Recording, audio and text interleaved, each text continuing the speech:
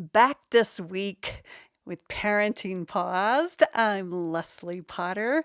And this week I've had so many people ask me about aggression. Now, aggression is a very big topic in our culture because we have somewhat of a negative connotation on aggression. So, we are going to talk about today healthy aggression. Now, I know it's kind of hard to hear those two things in the same word or two words, right? Because often we see aggression, as I say, just in a negative. And so we want to talk about what that aggression is often an indicator of. Now, when we are parenting, often we push, we pull, we force, we have an agenda on our children because of our needs. And so often we will aggressively move into their space. Right? Have you ever seen your kid, they're in their room and they're playing and you want them to do something and you want them to do it now? Like they need to take that trash out or they need to pick up their toys. And I want you to feel how your energy can enter into their space when they're really involved in something. Often we have to go in really strong and we have quite an aggressive energy or a charge. We'll call it a charge that goes in pushing, pulling, forcing, trying to get out the door, right?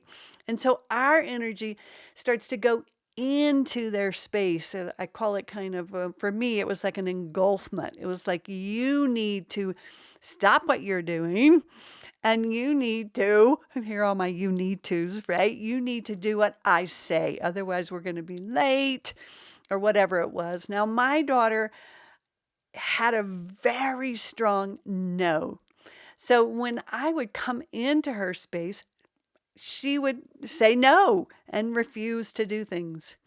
Now, personally, when I took it personally, and I would see it as disrespect, or I would see it as aggression, or I'd see it as defiance, then I would turn on myself and go, what did I do? What did I do wrong? Right? Because I created this child that was aggressive and defiant. Now, of course, it became all about me. Now, what was about me was my energetic charge when I was going into my daughter's space. Because healthy aggression is really important for all of us. It's a factor in being able to set healthy personal boundaries. Because if we don't experience or know when someone is crossing the line and coming into our space with a push or that pull or a force, if we don't have that sense, then we just kind of give in and we give over. And so we don't find that capacity to be able to take care of ourselves. And in our culture, when we see kids as aggressive versus seeing them as setting a healthy boundary, because often they don't do it so well, they might roll their eyes, they might slam the door, they may hit you, they may aggress on you, like with, physical. And so that is so debilitating in a way inside. And we have a hard time not feeling threatened by that, then we will often project onto them that they are the disrespectful one. They are the one that is not doing what they're supposed to do. And therefore, we get a little bit more energetically charged. So we get more aggressive. And I hear so many parents often say, well, that's the only way I can get my children to do things, right? That's the only way that I can get them to leave is if I get really loud and if I yell. And it's really challenging to look back and say, well, then I'm the one aggressing. I'm not using my adult capacities to actually work with myself and then to work with my children. So then we get aggression meeting aggression, and then we blame it often on our children until We have that big yell and that scream, and then we kind of take that whip out and we beat ourselves up because we tell ourselves, I should know better. And I swore I was never going to aggress on my child. I was never going to yell, right? So we go into these cycles of where we aggress and then we feel our children aggress and then we aggress back.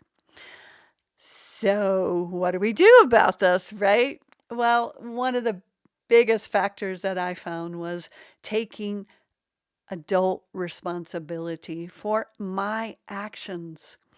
Actually, checking in when my daughter did have a behavior that looked aggressive to me.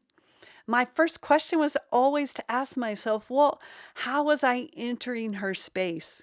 And I would say 9 times out of 10, I usually had an agenda, or I was in a hurry, I was pushing, or I was pulling. I had this righteous idea in my mind that she needed to do what I wanted her to do right in that moment, right?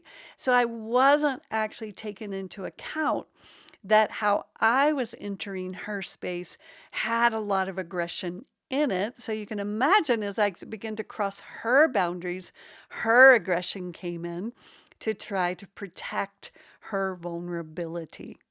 So if you have a child that you designate as the aggressive one, and often we do have one in the family, if we're not taking ownership of our own aggressive energy, we may have a child that we call, I would say we make them the location of the aggression. Just ask yourself this week, well, how am I being with that child? Am I trying to limit them? Am I trying to time them out? Am I trying to force them? And how am I treating that aggression on the outside?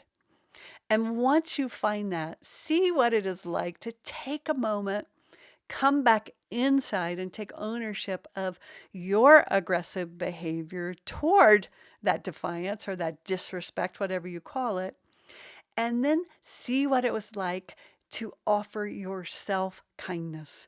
Treat your aggression. Find out what your aggression is about, what it's telling you. Is it trying to come back in and set a healthy personal boundary for yourself? Which, in Pure Joy, our definition of healthy personal boundary is what's okay with me and what's not okay with me about how I treat myself. So ask yourself, how are you treating yourself? And take the time to offer yourself kindness, to offer yourself love, safe seat, grow yourself back up, and then get smart. You know how to enter your child's territory. You do know, I guarantee you, because each of your children are most likely different. So take your time, use your adult capacities, enter into their space with respect and kindness, and then see what happens.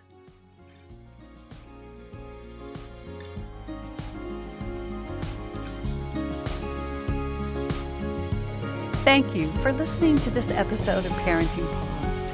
If you enjoyed the episode, do me a favor and share it with your mama friends. You can also leave a review wherever you listen, which will support getting the Pure Joy message out. Come on over to the Pure Joy Parenting Practice Facebook page or join me on Instagram to hear more. And don't forget to download your free copy of the Safe Seat course on the Pure Joy website. And while there, check out the offerings page to go deeper in the Pure Joy work.